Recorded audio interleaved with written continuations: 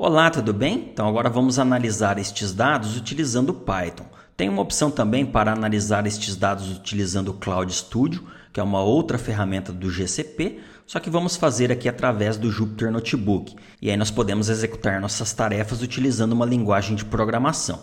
Então eu vou começar criando um novo notebook em Python e eu vou colocar um trecho de código aqui para realizar a autenticação, porque ele precisa conectar aos recursos do GCP.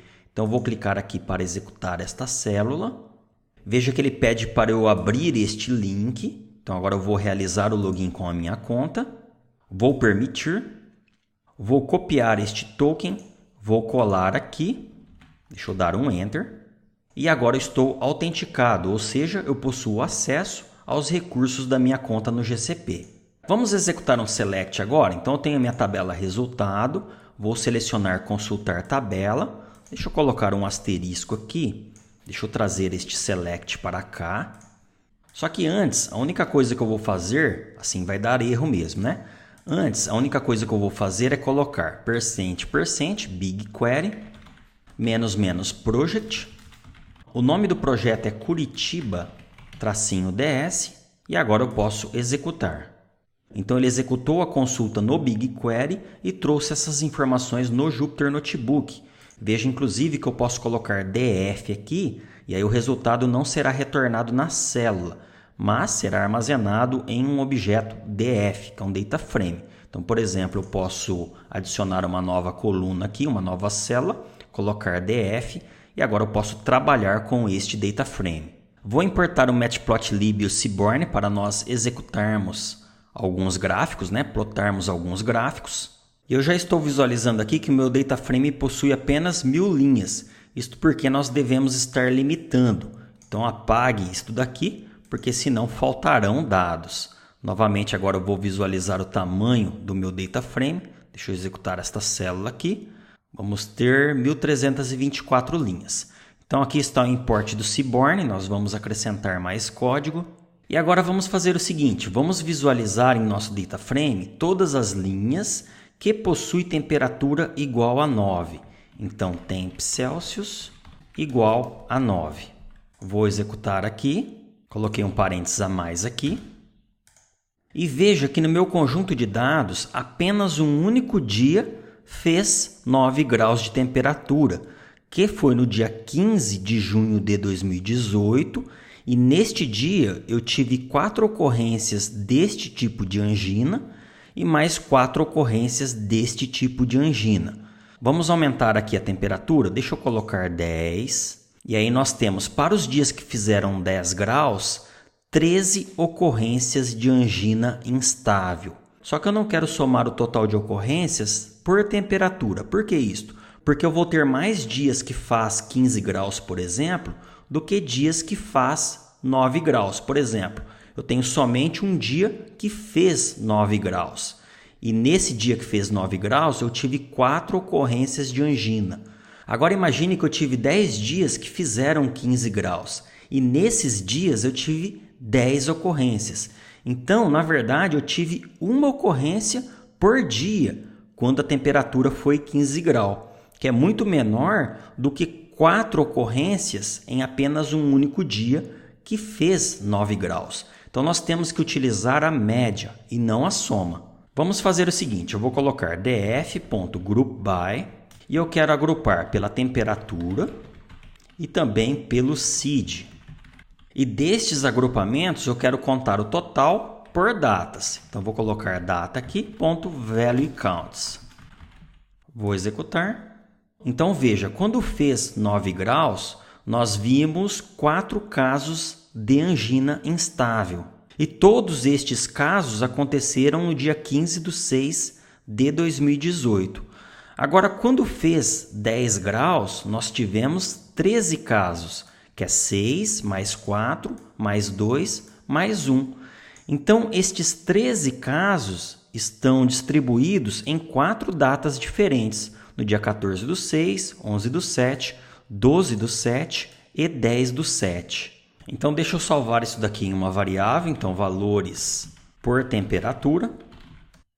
E agora eu vou incluir uma outra célula. onde eu vou trazer esta média agrupada por temperatura e descrição. Então, valores por temperatura, ponto group by. Deixa eu colocar os campos que eu quero agrupar, a temperatura, o seed. Então, aqui eu quero a média.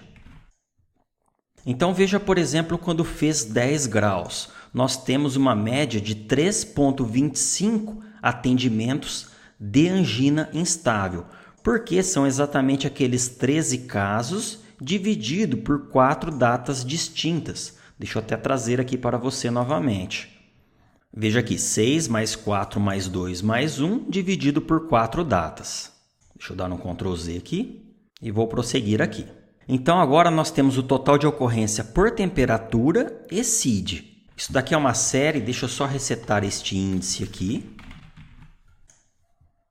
e guardar isto em uma variável. Então, vou chamar aqui de resultado, ou df resultado. Então, agora vamos supor que eu quisesse obter todos os seeds distintos, sem repetir. Então, seria df resultado, no campo seed descrição, ponto e unique. E agora nós podemos iterar sobre estes seeds. Deixa eu acrescentar uma nova célula. Então, para cada seed que está em seeds, print seed, somente para nós visualizarmos. Veja que eu tenho todas as ocorrências que eu estou tratando, só que eu não quero imprimir o seed aqui. Na verdade, cada seed deste será título de um gráfico. Então, eu vou começar reservando aqui a área do gráfico. Primeiramente, deixa eu colocar aqui o tamanho de cada gráfico. Acredito que 16 por 6 esteja ok. Vou configurar o título. Vou chamar df seed atual e vou fazer um filtro. Eu quero somente as linhas deste seed. Poderia já colocar na linha de baixo, onde eu passo isto para o comando que vai fazer o plot do gráfico, mas somente para ficar mais simples o código. Então, eu quero realizar um filtro naquele meu df resultado. O df resultado no seed descrição tem que ser igual ao seed atual. Então, agora meu df seed atual possui apenas as linhas do seed que eu vou plotar no gráfico. Eu vou chamar o SNS do seaborn.barplot. No eixo X eu quero a temperatura em Celsius. No eixo Y eu quero o campo, deixa eu visualizar qual é o nome do campo aqui. Coloquei ele em uma variável e não visualizei. No campo data. Então, deixa eu dar um Ctrl Z aqui. Então, no eixo Y eu terei o data. De onde serão obtidos os dados? Do meu data frame df seed atual. E aí ele vai plotar cada temperatura como se fosse uma categoria diferente, então com uma cor diferente. Para que isso não aconteça, eu posso colocar uma cor aqui, por exemplo, coral.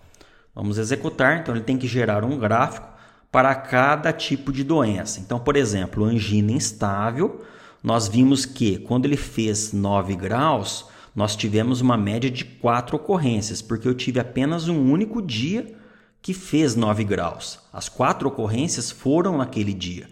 Com 10 graus, eu tive 3,25, que foram exatamente aquelas 13 ocorrências dividido por 4.